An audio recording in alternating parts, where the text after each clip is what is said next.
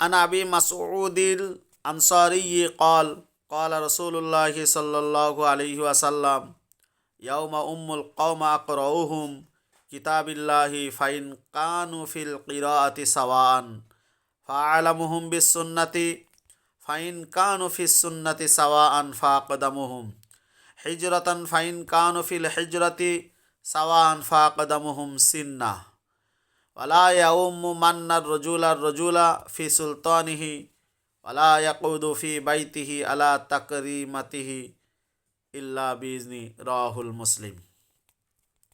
हज़रत अबू मसूद अंसारी रदियल्लाहु ताला अन्हु से रिवायत है कि रसूलुल्लाह सल्लल्लाहु अलैहि वसल्लम ने फरमाया, जमात की इमामत वो शख्स करे जो उनमें से सबसे ज़्यादा किताबुल्लाह पढ़ने वाला हो, और अगर उनमें से सब एक सा हो तो फिर वो आदमी इमामती करे जो सुन्नत और शरीयत की ज़्यादा इल्म रखता हो। और अगर उनमें से भी सब बराबर हो तो वो जिसने पहले हिजरत की हो, और अगर हिजरत में भी सब बराबर हो यानी सबका ज़माना हिजरत एक ही हो तो फिर वो शख्स इमामती करे जो सुन के लिहाज से मुक़द्दम हो, और कोई आदमी दूसरे आदमी के हलाका सियादत और हुकूमत में उसका इमाम ना बने, और उस घर में उसके बैठने की ख़ास जगह पर उसकी इजाज़त के बगैर ना बैठे। सही मुस्लिम। हदीस शरीफ के आखिरी में दो हिदायती और भी दे गए हैं।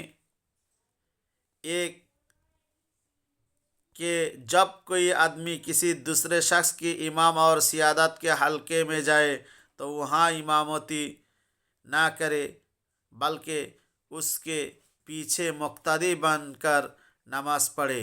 हाँ, अगर वो शख्स खुद ही इहरार करे तो दूसरे बात है। दूसरे यह है कि जब कोई आदमी किसी दूसरे की घर जाए तो उसके घर में ख़ास जगह ना बैठे।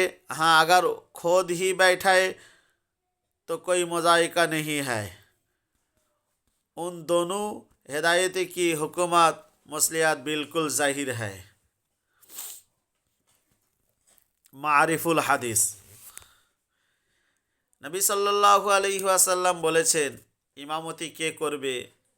যে সবথেকে বেশি কোরআন শরীফ শুদ্ধ পড়তে পারবে আল্লাহর কেতাব, তিনি ইমামতি করবে। দুজন ব্যক্তি একই হয়ে গেল, দুজন সব কোরআন শরীফ শুদ্ধ পড়তে পারে, তো দেখতে হবে দুজনার মধ্যে বেশি কে এলেম জানে, শরিয়াতের জ্ঞান কার মধ্যে আছে।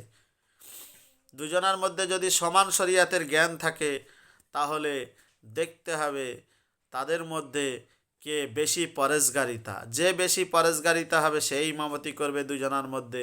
দেখা যাচ্ছে দুজনার মধ্যে পরেজগারিতা দুজনের সমান, তো দেখা হবে যে দুজনার মধ্যে কে বেশি হিজরত করেছে। যে বেশি হিজরত করবে সেই ইমামতি করবে। আল্লাহর রাস্তায় যে হিজরত বেশি করেছে ইমামতির যোগ্য সে বেশি। আবার দেখা যাচ্ছে দুজনার মধ্যে হিজরত সমান আছে, তো তুমি দেখো তার বাড়ির মধ্যে গিয়ে তার বাড়িতে বসার কোনো খাস জায়গা আছে কিনা। যদি বসার খাস জায়গা থাকে তাহলে সেখানে বসতে গেলে অনুমতি নিয়ে বসতে হবে, তাহলে সেই ব্যক্তি ইমামতি করার যোগ্য রাখে।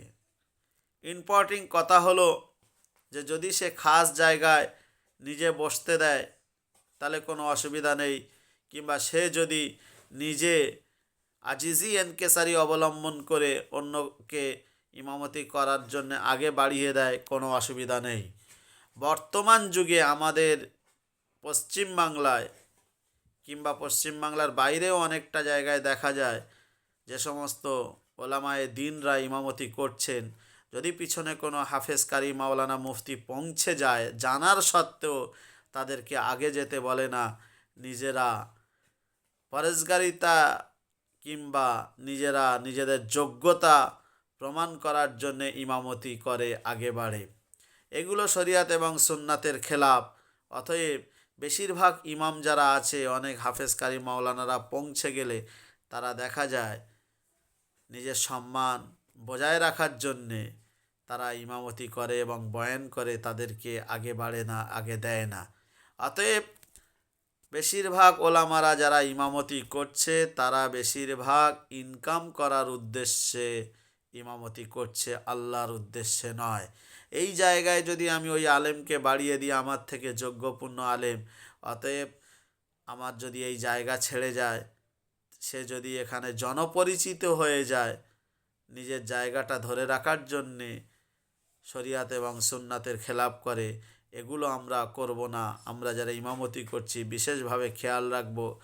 আর একটা খেয়াল রাখব, আমরা প্রত্যেকেই সুন্নাত তরিকায় কেরাত পড়ব।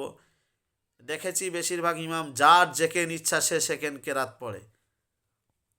কেরাত রসুল্লাহ সাল্লাল্লাহু আলাইহি ওয়াসাল্লাম যেভাবে পড়তে বলেছেন আমরা সেইভাবে পড়ব। প্রথম নম্বর হচ্ছে তেওয়ালে মুফাসসাল, সূরা হুজুরাত থেকে নিয়ে সূরা বুরুজ পর্যন্ত আমরা ফজরের নামাজে এবং জোহরের নামাজে আমরা কেরাত পড়ব।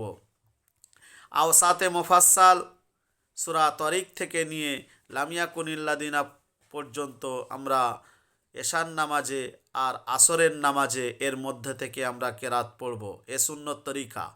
আর কিসারে মুফাসসাল হলো লামিয়া কুনিল্লাদিনা থেকে নিয়ে সূরা নাস পর্যন্ত নামাজে আমরা এই কেরাত পড়ব। এটা মাগরিব নামাজে। এটা হলো সুন্নত তরিকা। এগুলো আমরা বিশেষভাবে খেয়াল রাখব। আল্লাহ পাক আমাদের সবাইকে জানা, মানা, শোনা এবং এর প্রতি আমল করা তৌফিক দান করুন, এবং এটি শেয়ার করে অপরের কাছে পৌঁছে দিয়ে নেকির অধিকারী হন। আর বিশেষ করে আর একটা কথা, যে সমস্ত ওলামায়ে দ্বীনরা আমার এই ভিডিওটা দেখছেন মাসায়েলে ইমামতের, আপনারা মনে দুঃখ পাবেন না, আমার ওপর রাগ করবেন না। যদি রাগ করে থাকেন ক্ষমা করে দেবেন। ওয়া আখিরু দাওয়ানা আনিল হামদুলিল্লাহি রাব্বিল আলামিন।